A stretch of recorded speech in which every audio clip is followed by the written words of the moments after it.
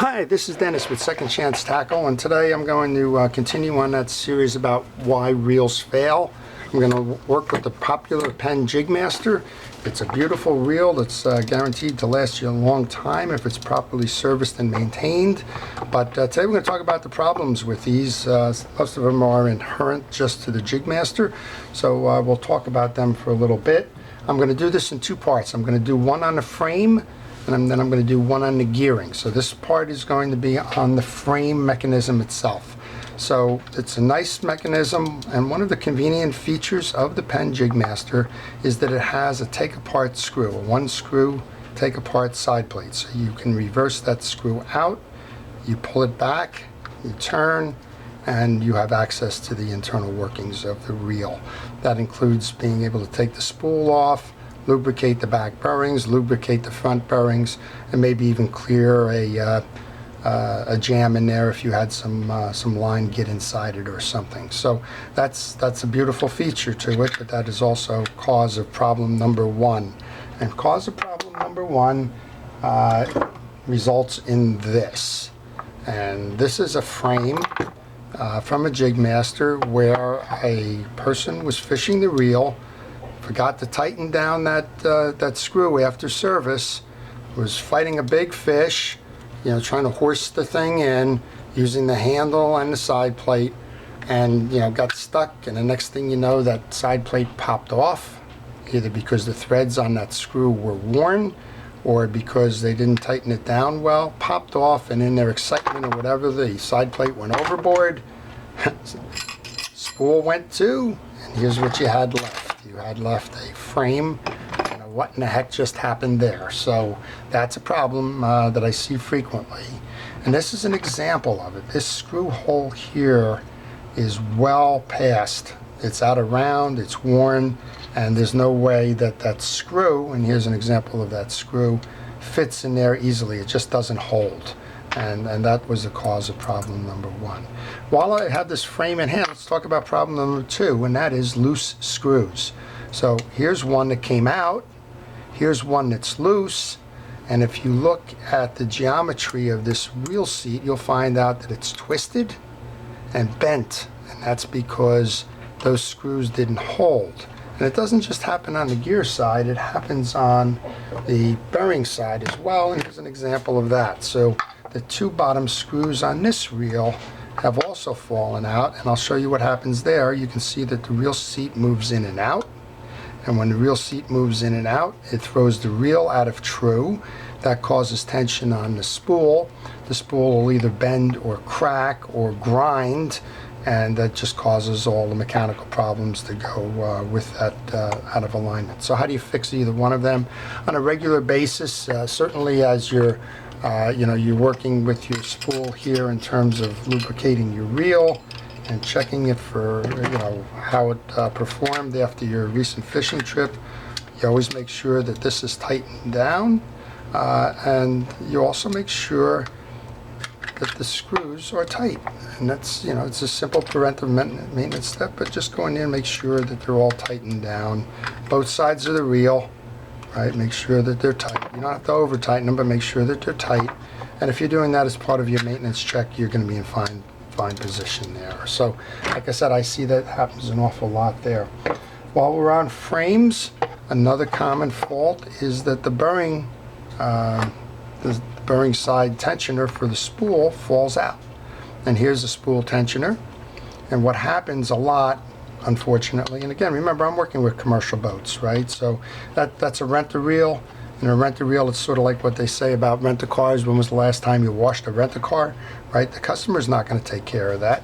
And what will happen is, along the way, they may be cranking away, spool line gets caught in there, or it tends to hang up the spool and can't be worked properly, and they start backing this off, right? Now, maybe they don't back it off all the way, but just enough that the next time it's sitting in the rod rack, the vibrations and everything make it go away. So I can tell you that I see enough of these to say that it is a common failure point in these reels. So here's another one talking about those customers that don't pay a lot of attention, but you know, we all slip on the deck from time to time, sometimes out of excitement, sometimes just because we stumbled, we didn't have the right boots on or something. And a cracked side plate is a common occurrence. Now, it almost always is on the bearing side, it's not on the drive side. The reason for that, if you're falling to the drive side, you've got the handle that'll tend to absorb the shock rather than the drive side plate. But I very rarely see that drive side plate crack.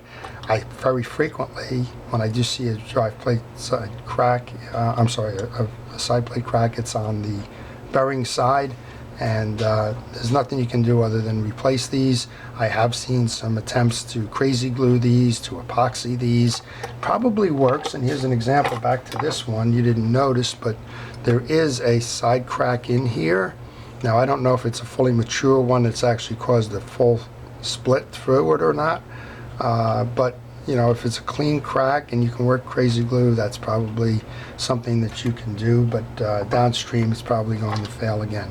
So in this case, because it probably landed a fish, brought it on deck, was so excited to go you know, unhook the fish and tell everybody what he just caught, that he slammed the reel in, broke the side plate, broke the trim ring. The only repair there is to get a new trim ring and get a new side plate to that, okay?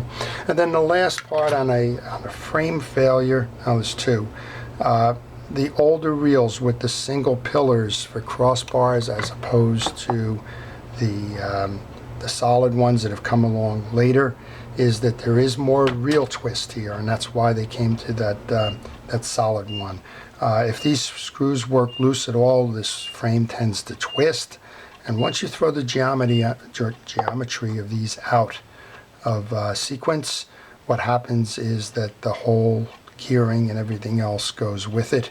The spools get out of true, they break, and you know, you got to either replace the spool or replace the frame or both. So those are common ones, and here's the last one. I'm just trying to see if there's a good example on one of the ones that I have here. So there's not, but worn clicker. If you're always fishing with the clicker on, this is a softer material than the spool is. The spool has a pretty hefty metal drive that will operate that clicker. If you always leave that on, over time that clicker will wear down at the point and become less operable, making less noise, and result in a clicker that doesn't work anymore. The older reels, you don't replace them, you have to replace the side plate. Some of the newer ones have C-clips on them that allow you to do that. And then the last one, and this is a maintenance thing, if you don't use it and you always lock it out, you can't move it. It becomes frozen as that metal piece there. And you can see as an example on this one, that metal piece just gathers a whole lot of rust.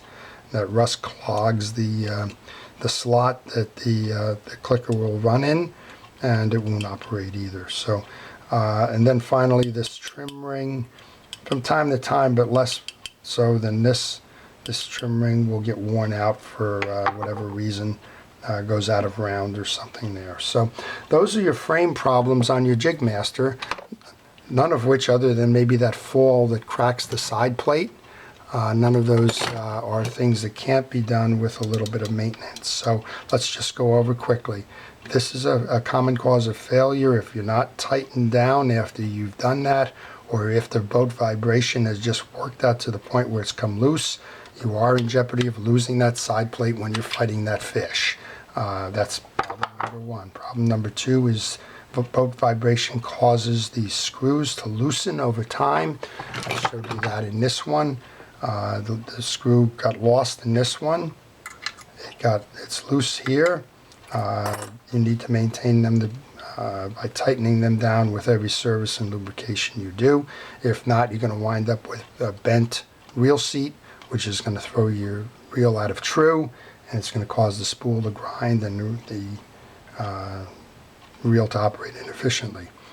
On the side plate, we said when you're doing that lube, and here's a great example of this one. This will never work, but here's that worn clicker, and here's all the rust and corrosion because this one was not done, oiled and maintained during service, right?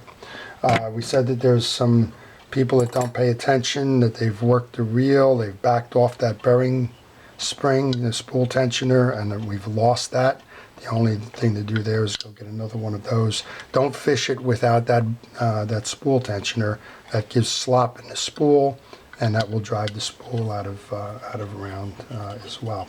And then the last one is, it's not just about the drive side, it's about the bearing side, not only the loss of that, but make sure all of the spools, and particularly the bottom ones on the reel seat, all of those screws are attached and working properly. And when you go to maintain your reel, make sure that you maintain the clicker and put a little oil and WD-40 on that, as well as oiling that bearing. So those are the top problems we have with the frame. I'm going to shift my video. The second part of this, which will be posted after this one, is the mechanical issues in the gear side, the common failures there. So I hope this has been enlightening. If you've enjoyed it, please like it after the video. And if you want to see more of these, subscribe to my channel, as I post frequently. So thank you. This is Dennis with Second Chance Tackle.